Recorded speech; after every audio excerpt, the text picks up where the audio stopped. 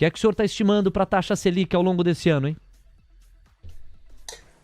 Bom, de fato, nós estamos diante de um governo que tem um viés gastador, né?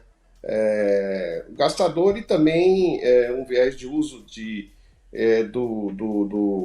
dos tributos para gerar incentivos setoriais, né? Como a gente viu na recente medida em relação aos chamados carros populares, né? Então, de fato, tudo que se ouve do governo vai exatamente em direção contrária ao atingimento de metas fiscais compatíveis com a queda da relação dívida-PIB ou mesmo sua estabilização. Então, a situação fiscal hoje no Brasil, ela continua preocupante. Eu acho que o chamado arcabouço aí, se for aprovado, evita uma deterioração mais rápida, mais grave no curto prazo, mas não é uma solução. Nesse contexto, e considerando ainda outras incertezas que estão por aí, tanto aqui no Brasil quanto no exterior, o Banco Central vai ser muito cauteloso na queda de juros, né? Eu acho que de fato, está surgindo algum espaço para redução, mas ainda é cedo para dizer, para cravar isso, né? Ainda tem muita água para passar debaixo da ponte, mas tudo indica que o Banco Central, a partir aí do segundo semestre, provavelmente a partir do quarto trimestre, comece a derrubar os juros de maneira muito gradativa, né? Ou seja, segundo semestre me obriga a uma pergunta mais específica na perspectiva do Gustavo Loyola. O mercado hoje me parece trabalhar com um corte a partir de agosto. Tem os mais hawkish que entendem que viria a partir de setembro. E os excessivamente dovish que entendem que já em junho nós poderemos ter surpresa. O senhor está no meio do caminho, entende que agosto passa a ser o mês em que os cortes da Selic começam? Agosto, eu acho que é um mês mais provável, né? Vamos dizer assim, talvez a probabilidade entre agosto e setembro seja mais ou menos parecida, né? Vai depender um pouco da sustentação dos dados do IPCA, a meu ver, né?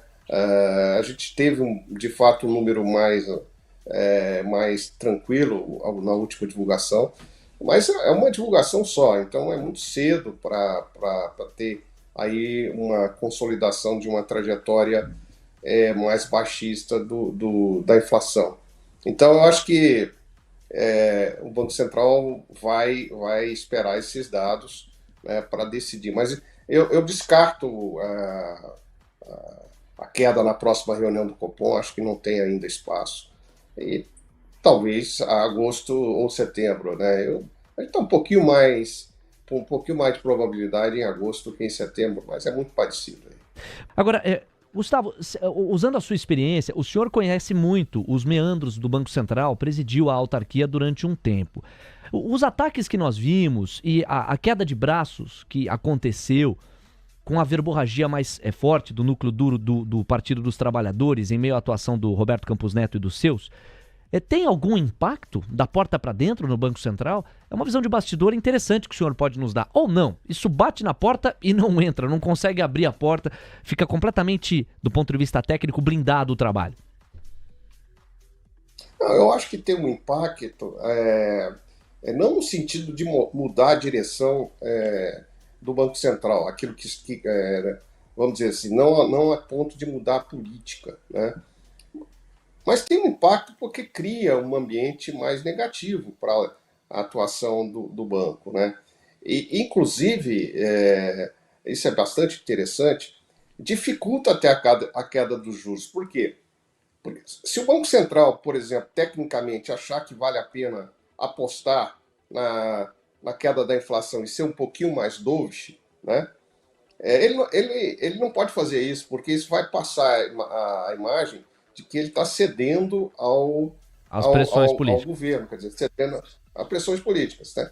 Então, inclusive, eu acho que tira alguns graus de liberdade, tá, do Banco Central. Principalmente agora que o Banco Central tem, os dirigentes têm mandatos e tal, eu acho que isso aí, vamos dizer, eu acho que essa sua imagem é boa, bate na porta e volta. Mas faz barulho, né? Quando bate na porta faz algum barulho para quem está dentro lá na casa. Né? Se a imagem era boa, o senhor a aperfeiçoou com barulho. Nisso eu não tinha pensado, não.